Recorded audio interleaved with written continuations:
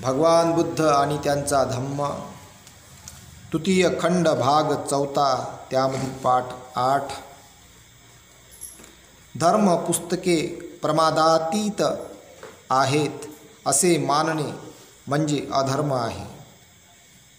धर्म पुस्तके प्रमादातीत आहेत असे मानणे म्हणजे अधर्म आहे. वेद हे केवळ पवित्र आहेत. वेद हे केवळ पवित्र आहेत एवढेच नव्हे तर ते स्वतः प्रमाण आहेत असे ब्राह्मण उद्घोष करीत होते. वेद हे केवळ स्वतः प्रमाण आहेत एवढेच नव्हे तर ते प्रमादातीत आहेत असे ब्राह्मण म्हणत. ब्राह्मणांच्या त्या मुद्द्याला भगवान बुद्धाचा विरोध होता. ब्राह्मणांच्या त्या मुद्द्याला भगवान बुद्धांचा विरोध होता. वेद पवित्र आहेत, स्वतः प्रमाण आहेत आणि वेद प्रमादातीत आहेत. या तीनही गोष्टी भगवान बुद्धांनी नाकारल्या आहेत. त्यांच्यासारखी भूमिका पुष्कळ धर्मोपदेशकांनी घेतली होती. तथापि आपल्या तात्विक दर्शनाला ब्राह्मणांकडून संमती आणि सन्मान मिळावा यासाठी त्यांनी पुढे वेदविरोधी भूमिकेचा त्याग केला. परंतु भगवान बुद्धाने या बाबतीत कधीच पाऊल मागे घेतले नाही. इथं शिकण्याला एक गोष्ट आहे बा, याला विरोध केला म्हणून बा आमचा सन्मान नाही होत. आता त्यानं काय घेतलं, भूमिका मागं घेतली. भगवान बुद्ध जे गलत आहे ते गलत आहे, त्यावर ठाम राहिले. भले ते एकटे का असले ना, राहिले का शेवटी एकटे जरी पडले तरी ते जे गलत आहे ते भूमिका ठाम राहत त्याच्यावर. आता आहे का असं, जिकडं चालती आहे तिकडं धावतात. आलं लक्षात, जिकडं चालती आहे तिकडं धावतात. मी त्याच भूमिकेनं राहत असतो. जे बुद्धांनी सांगितलं, बाबासाहेबांनी सांगितलं, 22 पत्नी, आता 22 पत्नीच नाही तर नाहीच. भला 1% राहा ना. आता चालतीच्या लोक मागं राहतात. मग ते खोटं का असे ना, जास्त लोक टिकून आहे बा म्हणून मी टिकून आहो. खोटं आहे ना, पण जास्त लोक टिकून आहे म्हणून मी टिकून आहो. मग हे बुद्धाचे तत्व नाही झाले. बुद्धाचे तत्व फार तत्वनिष्ठ आहे. ते त्या मार्गावर चालणारा माणूससुद्धा उपाशीसुद्धा राहू शकतो.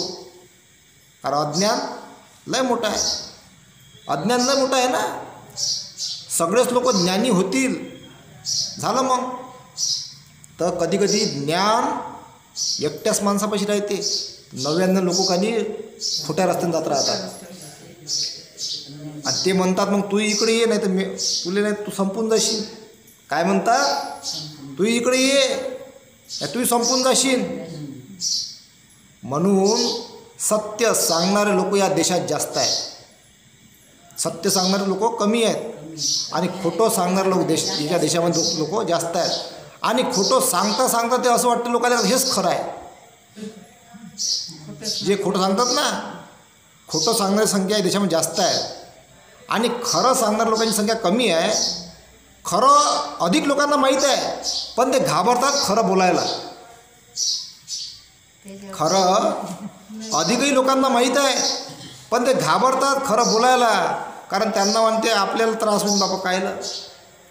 पण ते हे विसरतात का तुमच्या चूप राहिल्यामुळं येणाऱ्या पिढीचं नुकसान होऊन राहिलं. तुमच्या चूप राहिल्यामुळं येणाऱ्या पिढीचं नुकसान होऊन राहिलं. आता भगवान बुद्धाचा इतिहाससुद्धा खोटं सांगणं चालू आहे. पाली भाषेलेखानी खोटं सांगणं चालू आहे. सगळा इतिहास खोटं सांगणं चालू आहे. मग इथं चूप राहणं म्हणजे स्वतःचा पूर्वज मारून टाकणं आहे. चूप राहणं म्हणजे काय, स्वतःचा पूर्वज मारून टाकणं आहे. चूप राहणं म्हणजे आपले हक्क अधिकार मारून टाकणे आहे. ज्या प्रमाणात या देशामध्ये जे खाजगीकरण वाढून राहिलं. आता बघा, आपल्या जमिनीच्या वावराचे प्रॉपर्टीचे कागद सगळे सरकारी यात जमा राहते. तिथं प्रायव्हेट माणसं बसले आहे तर काही हेरफार करू शकतात. सरकारी माणूस नाही करू शकत, त्याला नोकरीची भीती राहते.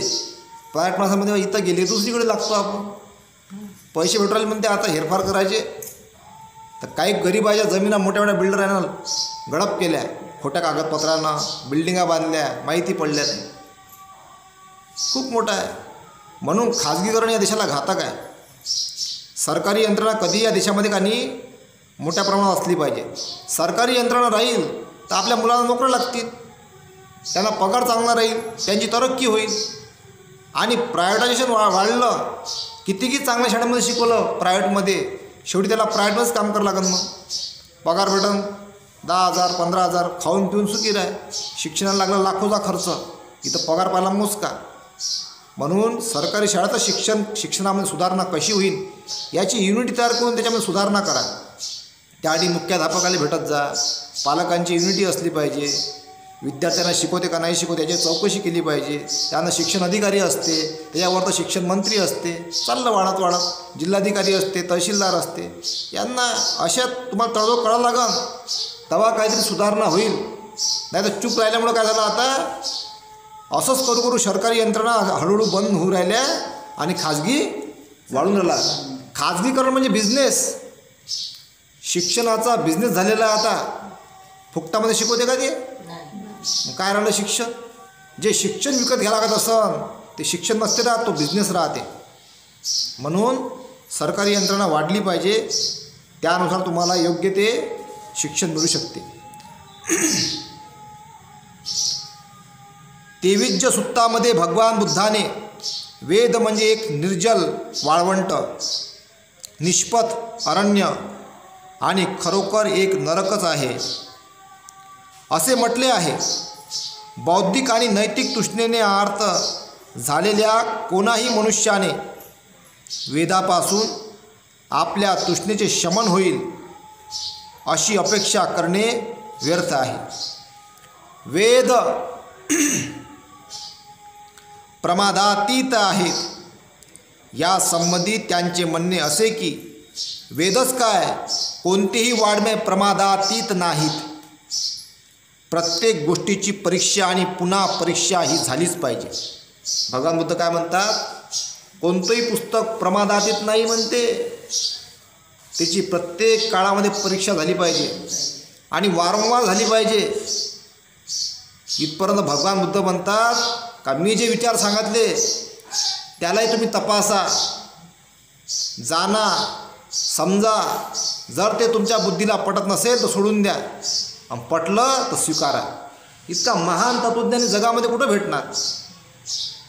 बाकीनं थोपवलेलं आहे, हेच बरोबर आहे, हेच आहे, इथंच डोकं आपट, हेच बरोबर आहे, रक्त निघणं तरी हेच बरोबर आहे असं ठणकावून सांगितलं. बुद्ध काय म्हणतात, नाही, प्रत्येक गोष्ट प्रमादातीत नाही आहे, ते बदलत राहते आणि काळानुसार जो बदल गरजेचा आहे तो केला पाहिजे. प्रत्येक गोष्टीची परीक्षा आणि पुन्हा परीक्षा ही झालीच पाहिजे. कालाम लोकांच्या पुढे झालेल्या आपल्या प्रवचनात भगवान बुद्धाने हे मत स्पष्ट केले आहे. आता बदल कोणत्या गोष्टीचा होऊ शकत नाही. धम्माचे काही तत्त्व असे आहेत का त्यामध्ये बदलच नाही करता येत. ते तत्त्व आहे पंचशील. दुसरा ऑप्शनच नाही त्याच्याजवळ जागेवर आहे का दुसरा ऑप्शन? हिंसा करायची नाही, हिंसा करायची नाहीच, कारण हिंसा करणं वाईट आहे, यात बदल नाही होऊ शकत. चोरी करायची नाही, बदल नाही होऊ शकत. व्याभिचार करायचा नाही, बदल नाही होऊ शकत. खोटं बोलायचं नाही, नाही बदल होऊ शकत. आणि कुठल्याही प्रकारचं व्यसन नाही करायचं, बदलच नाही होऊ शकत. त्या 4 आर्य सत्य यामध्ये बदल नाही होऊ शकत. ते नैसर्गिक आहे. जसे 5 शिला नैसर्गिक आहे तसे 4 आर्य सत्यसुद्धा नैसर्गिक आहे. जगात दुःख आहे, पहिलं आर्य सत्य. आर्य सत्य आहे, यात तुम्ही बदल नाही करू शकत. जगातला कोणताही माणूस याच्यामध्ये बदल नाही करू शकत. हे निसर्गाशी जोडून आहे, निसर्गाशी जोडलेलं आहे. जगात दुःख आहे, पहिलं आर्य सत्य. दुःखाला कारण आहे हे दुसरं आर्य सत्य. दुःख दूर करता येते हे तिसरं आर्य सत्य. दुःख दूर करण्याचा आर्य अष्टांगिक मार्ग हे चौथं आर्य सत्य. याच्यात बदल नाही करता येत. तसं अष्टशील, 10 पारमिता, दशशील, 10 पारमिता, यात बदल नाही करता. पतित्य समुत्पाद हे असं आहे, याच्यात बदलच नाही करतायत. एकदा एका मोठ्या भिक्खू संघासमवेत कोसल जनपदातून जात असताना भगवान बुद्ध कालामांच्या केसपुत्त या नगरात आला. जेव्हा कालामाला भगवान बुद्धाच्या आगमनाची वार्ता मिळाली तेव्हा ते तथागतांजवळ गेले आणि त्यांच्या बाजूला बसून त्या केसपुत्त गावच्या कालामांनी तथागतांना उद्देशून म्हटले. जसं संविधानामध्ये काही मूलतत्व आहेत ते बदलच नाही करतायत. कोणी कितीही म्हटलं मला हुकुमशाही या देशात गाजवायची आहे, बदलच नाही करतायत, कारण ते शक्यच नाही आहे. जर तसं झालं तर जनता क्रांतीकडे वळता येते. मग असं तत्व आहे त्याच्यात, बदलच नाही करतायत, कारण जागतिक लेवलचं ते तत्व आहे. ते मूलभूत गरजा त्यात बदल नाही करतायत. पुढे भगवान केसपुत्त गावी येणारे काही श्रमण ब्राह्मण आपापली मनते मांडतात आणि ती सर्वश्रेष्ठ आहेत असा दावा सांगतात. ते दुसऱ्यांच्या मताचे खंडन करतात. त्यांचे मत हीन मत आहे अशी त्यांची संभावना करतात. त्याप्रमाणेच दुसरेही श्रमण ब्राह्मण केसपुत्ताला येतात, आपापल्या धर्मसमजुतीची प्रवचन करतात, त्यांच्या महिमा गातात, परंतु त्याबरोबरच ते दुसऱ्यांच्या धर्मसमजुतीचे खंडन आणि निर्भत्सना करतात. आणि म्हणून भगवान त्या श्रमण ब्राह्मणांपैकी कोणाचे सत्य मानावयाचे व कोणाचे असत्य मानावयाचे हे आम्हाला समजत नाही. त्यामुळे आमचे मत अनिश्चित आणि शंकाधीन झाले आहे. भगवंताला म्हणतात ते सगळेजण का बा, कोणी म्हणते पाणी पे, कोणी म्हणते अर्धा गिलास पे, कोणी म्हणते घोटभर पे, कोणी म्हणते एवढंच पे, कोणी म्हणते गरम पे, कोणी म्हणते उकळून पे, कोणी म्हणते तिकडलं पाणी पे, इकडलं नको, कोणी म्हणते गुंडातलं पे, कोणी म्हणते माठातलं पे. भगवंत कोणाचं आहे का? कन्फ्यूज झाले ना का? पाणी कसं प्या बा, आहे तर पाणीच. आता पुढे भगवंत काय म्हणते आपण जाणून घेऊ. आता तथागतांनी उत्तर दिले, तुमच्या मनात अनिश्चितता आणि शंका उद्भवावी याला योग्य कारण झाले आहे. आणि ही अनिश्चितता आणि शंका खरोखरच तुमच्या मनात योग्य वेळीच उत्पन्न झाली आहे. भगवान पुढे म्हणाले, हे कालामांनो, तुम्ही जे केवळ ऐकता त्यावर विश्वास ठेवू नका. जे केवळ पुष्कळ लोक सांगतात म्हणून त्यावर विश्वास ठेवू नका. जे केवळ धर्मपुस्तकात लिहिलेले आहे म्हणून त्यावर विश्वास ठेवू नका. जे केवळ तर्कशास्त्रानुसार आहे म्हणून ते मानू नका. जे केवळ न्यायशास्त्रानुसार आहे म्हणून ते मानू नका. जे केवळ सकृतदर्शनी पटण्यासारखे आहे म्हणून त्यावर विश्वास ठेवू नका. ज्या समजुती आणि मते अनुकूल वाटतात म्हणून त्यांच्यावर विश्वास ठेवू नका. जे केवळ बाह्यकारी खऱ्यासारखे दिसते ते केवळ बाह्यकारी सत्य म्हणून त्यावर विश्वास ठेवू नका.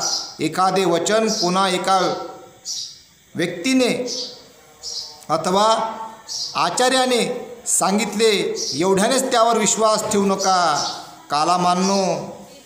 कालामाने विचारले, मग आम्ही करायचे तरी काय?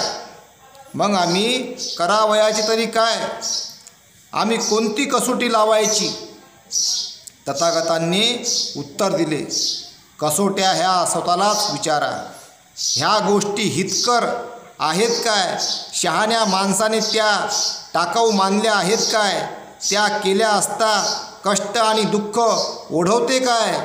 कालामांनो, यापुढेही जाऊन तुम्ही असे विचारले पाहिजे की हे सिद्धांत तृष्णा, द्वेष, मूढता आणि हिंसा यांना सहाय्यक नाहीत ना?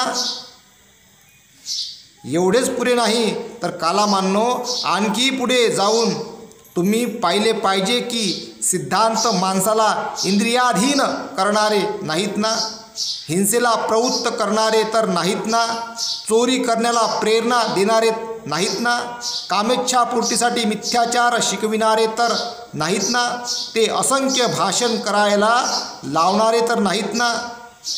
आणि शेवटी तुम्ही त्या सिद्धांताबाबत असा प्रश्न विचारला पाहिजे की या सिद्धांताचा परिणाम आहेत आणि दुःखात तर होणार नाहीत ना. या सिद्धांताचा परिणाम आहेत, दुःखात तर होणार नाही ना. म्हणजे या सिद्धांताचा काही परिणाम आहे का बा, दुःखात तर नाही होणार. आता कलामांनो सांगा, त्या श्रमण ब्राह्मणांचे सिद्धांत हित साधणारे आहेत की अहित साधणारे आहेत.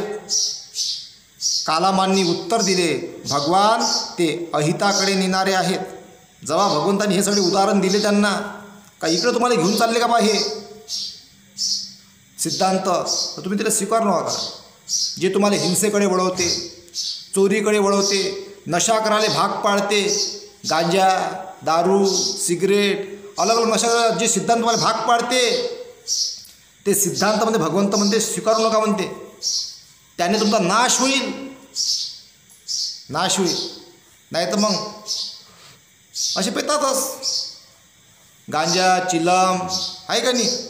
म्हणते आमचा कोणतरी पेते म्हणून आम्ही पेतो. काय कामाचं, त्या नाश होण्याला मनुष्याचा. दारू पितात, यानं नाश होते मनुष्याचा. इकडं म्हणते भगवंत जाऊ नका म्हणते.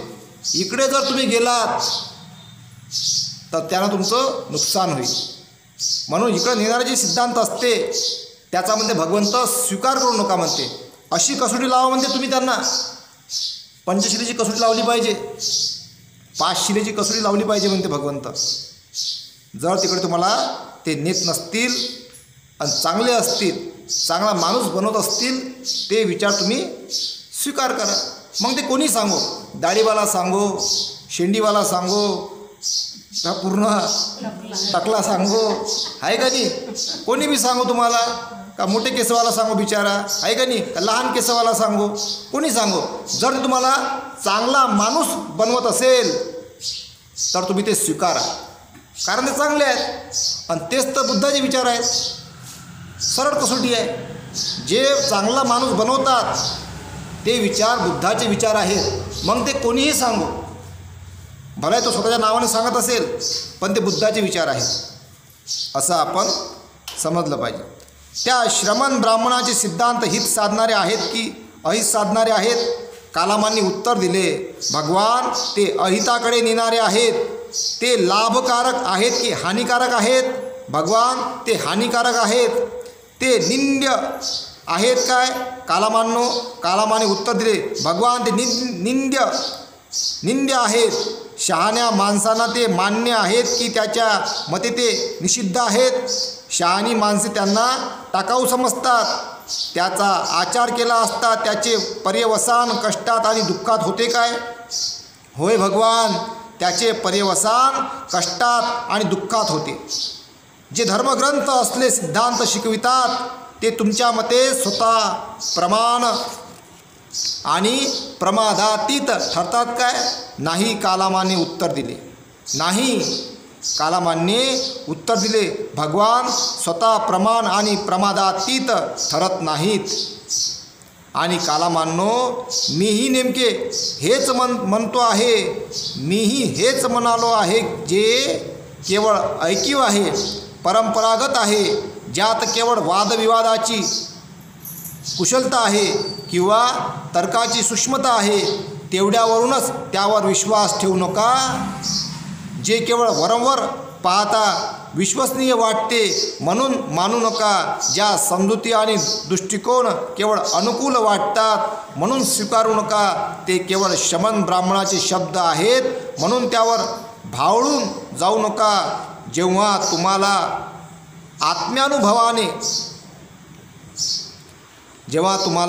आत्म्यानुभवाने वाटेल की ह्या गोष्टी अहितकर, दोषार्य, सुज्ञानी, निषिद्ध ठरविल्या किंवा परिणामी कष्टात आणि दुःखात नेणाऱ्या आहेत, तेव्हा त्या गोष्टीचा तुम्ही त्याग केला पाहिजे. भगवान फार छान, फार छान. आम्ही भगवंताला आणि त्याच्या धर्माला शरण आलो आहोत. आपले उपासक म्हणून भगवान आमचा स्वीकार करावा. आजपासून आमरण आम्ही भगवंतांना शरण आलो आहोत. भगवान बुद्धाच्या ह्या विचारसरणीचा सारांश अगदी स्पष्ट आहे. कोणाचीही शिकवण ती अधिकारी आहे म्हणून स्वीकारू नका. ती धर्मग्रंथ निविष्ट आहे, त्यात तर्काची सूक्ष्मता आहे किंवा तिचे बाह्यरूप ग्राह्य आहे म्हणून ती मानू नका. उपदेशिलेले विचार किंवा दृष्टिकोन अनुकूल वाटतात, ते बाहेरून सत्य स्वरूप दिसतात किंवा ते कोणा महान आचार्याने किंवा ते कोणा महान आचार्याचे आहेत म्हणून त्यावर विश्वास ठेवू नका. उपदेशिलेले विचार किंवा दृष्टिकोन हितकर आहेत की निंदनीय आहेत, सदोष आहेत की काय, ते कल्याणकारक आहेत की अकल्याणकारक आहे याचा विचार करा. या कसोटीवर उतरणारा कोणाचाही उपदेश मान्य करावयास प्रत्यवाय नाही. त्याला कसोटीवर उतरावं म्हणते, त्याशिवाय माणूस नका. का त्यापासून बा हानिकारक आहे काय, फायद्याचं आहे काय आहे, त्याच्यापासून बा कोणाचं नुकसान होईल का, ही कसोटी लावली पाहिजे म्हणते भगवंत. कसोटी लावल्याशिवाय कोणाचेही विचार म्हणते स्वीकारण्यालायक नसतात. भगवंतांनी हे सगळ्या बाबतीत सांगितलेलं आहे. बघा, इतका महान तत्त्वज्ञानी सांगणारा जगात कोणी भेटल? आज थोपणं चालू आहे, हेच माना, हेच बरोबर आहे, आम्हीच श्रेष्ठ आहोत, आम्हीच बरोबर आहोत. हे असं नाही सांगितलं भगवंतांनी. भगवंतांनी कसोटी लावा म्हणते आणि मग त्याला स्वीकारा. म्हणजे गीत आहे ना भगवंताचं, धम्म हा हवा हवा दुःखाची ही दवा, मी सांगतो म्हणून नव्हे तुम्ही स्वतः अनुभवा. इतकं महान तत्त्वज्ञान भगवंतांनी सांगितलं. अनुभवा, तुम्ही सगळं अनुभवलं पाहिजे. कोणतं आपल्याला बुद्धीला पटते, माणसाच्या हिताचं आहे, त्याला स्वीकार करा आणि तेच योग्य आहे. आणि जेव्हा तुम्ही त्याची कसोटी लावून स्वीकार कराल तेव्हा तुम्हाला कळेल का सत्य काय आहे, असत्य काय आहे, खरं काय, खोटं काय, आणि मग त्याचा स्वीकार केला पाहिजे. आणि जेव्हा तुम्ही सत्याचा स्वीकार करता तेव्हा तुम्हाला बुद्धाशिवाय, भगवान बुद्धाशिवाय दुसरा मार्ग नाही आणि तोच खरा मार्ग आहे. म्हणून भगवंताच्या मार्गाने आपण त्यास स्वीकार केला पाहिजे. आता जे आपण पाहतो दहीहंडी, तो दहीहंडी जो हा तेव्हार जो सुरू झालेला आहे, ही याची कॉपी आहे. आपल्या धम्मचक्र उत्सवाची त्या काळामध्ये अजूनही लेण्यामध्ये कोरलेले आहे. धम्मचक्र असं वरतं लटकवायचे आणि असे मुलं असे ते एकावर एक चढून धम्मचक्राला हात लावायचे. म्हणजे बा धम्मचक्र या जगात गतिमान आहे असं त्याचा ते अर्थ करायचे तयार. आणि ते फिरवायचे मग धम्मचक्र असे लाकडाचे तयार करायचं तसं, आणि ते मग ते असं धम्मचक्राला फिरवायचे. तुझे धम्मचक्र हे फिरे जगावरी. तर त्याचं मग हे असं सुरू झालं. हां, हालाकी धम्मचक्र जगात फिरवणं म्हणजे दुःखातून मुक्त करणं, मॅसेज आहे तो एक चांगला, तो एक उत्सव व्हायचा. त्याचं मग असं ते उत्सव तयार करण्यात आलं. म्हणून हा इतिहास आहे. आता ज्यांना माहिती आहे ते जाणतात. तर म्हणून का नाही आजही आपण तो उत्सव सुरू करू शकतो, कारण तो उत्सव आपला आहे. धम्मचक्र असं ते लटकवतात. आता मुलाला काहीतरी उत्सव पाहिजे ना, ॲक्टिव्हिटी पाहिजे ना काहीतरी, तो एक प्रकारचा व्यायामसुद्धा आहे. तर ते करायला पाहिजे सुरुवात. आपण आता विसरलो होतो, आता हळूहळू आपला इतिहास बाहेर निघून राहिला. हां, हानी बी आहे, पण हां, पण ते कसं होतं त्यावेळेस ते मातीवर करायचे व्यवस्थित, एवढं उंचवून ते करत, ते 3च हे करायचे ते थर त्याच्यामध्ये. पण त्याचा तो उत्सव करायचे ते, कारण भगवंताचं एवढं मोठं तत्त्वज्ञान होतं त्या काळात. तो उत्सव तयार झाला तो धम्मचक्राचा. हां, तर आहे ते. आता आपण ते करत नाही, त्यामुळं ठीक आहे. तर यानंतर आपण बाकीचा भाग उद्याला घेऊया. आणि आपण आता जातक कथेला वाचूया. इथंच थांबतो. साधू साधू साधू.